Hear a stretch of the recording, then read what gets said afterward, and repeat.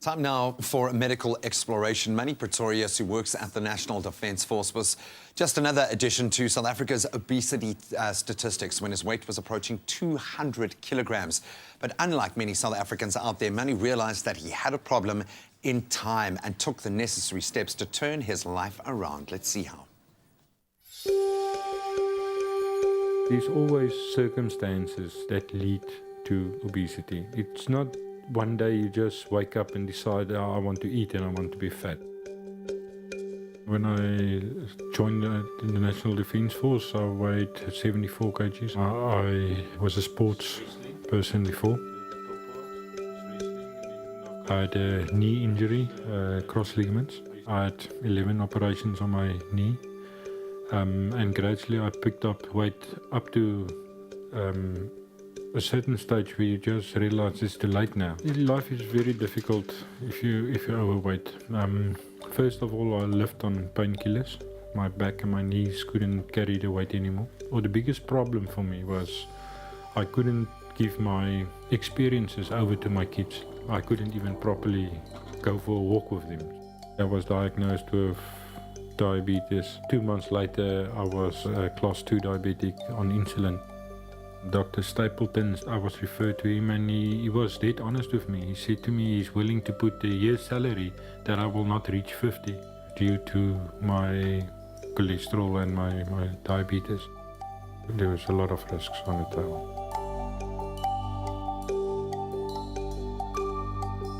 The procedure basically I had is a gastric bypass operation. They staple part of the stomach. When he first came to us, he was pretty close to 200 kilograms. We've seen an explosion of obesity in the last 20 or 30 years, and an explosion in type 2 diabetes concomitantly. Food is much more abundantly available. We used to get as children 40 or 50 years ago. It was a small little bottle, and our parents would give us one bottle as a treat, maybe once a week.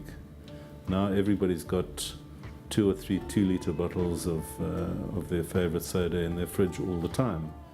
And the important thing to understand is that obesity is a disease.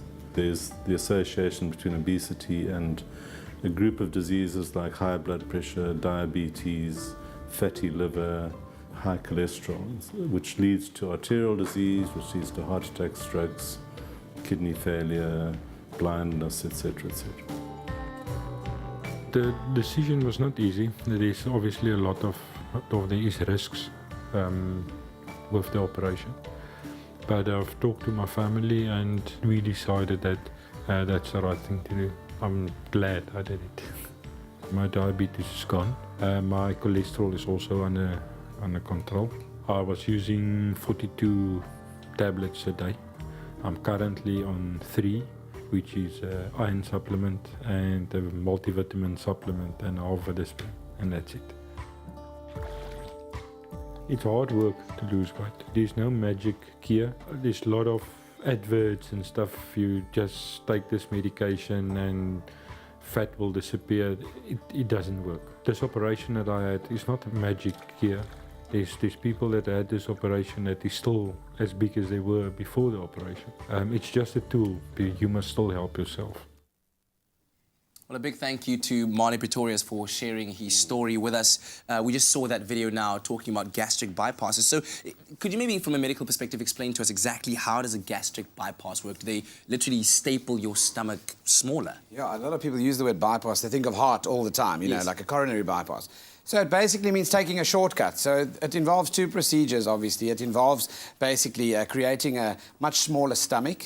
In other words, basically sealing off the top part of the balloon, but allowing then obviously a much smaller area for food to actually fill. Right. Along with that, you then have the small intestine, which is then basically detached or cut from the lower half of the stomach and then reattached to this new pouch that you've formed. Yeah. So that enables weight loss in 2 mechanisms. The first one is it's a smaller space you have to fill, so you eat less. Secondly, the part of the duodenum, which is the small intestine, also then facilitates less absorption of the nutrients. Yes. So in that way, you're then causing, obviously, less food to be absorbed into the body itself. And then there are other procedures as well. Of course, but you were saying while we're watching this right now is that you do need to be careful of some things when it comes to gastric bypasses. For sure, and not everyone should go and get gastric bypass surgery. It's about willpower as well. Often the people that end up going for gastric bypass have tried everything. They've tried looking at psychological mechanisms of eating less food. Yes. If you understand the energy in-out equation, the problem is it goes so far down the line in terms of this obesity that you struggle to reel it back. But it's a lack of willpower and ability to actually overcome those things that lead you at the end of the day to go for desperate measures. Because what you're actually doing in gastric bypass surgery is taking a completely healthy gastrointestinal tract. Yes. And you are causing damage to it by obviously cutting away a part that absorbs food, and you're removing that completely. And also, obviously, the risks associated with surgery as well. So it's not the #1 choice of weight loss and lifestyle management. Certainly not. That's what the viewers must definitely understand. When we bring it back to that statistic that we talked about earlier on, is it born out of a South African lifestyle thing where, you know, abundance and more is more? What is it about the South African lifestyle that is leading us to this shocking statistic of us being the most overweight, the most obese nations in sub-Saharan Africa? In Africa specifically, if you think about it, access to food. The rest of Africa might not have the same amount of options, the same amount of access to an array of different foodstuffs. You know, if you don't have unhealthy foodstuffs in your house, you're not going to eat it. So our country, basically, we have access to all this, and certainly education about what food groups contribute to weight loss and understanding the equation.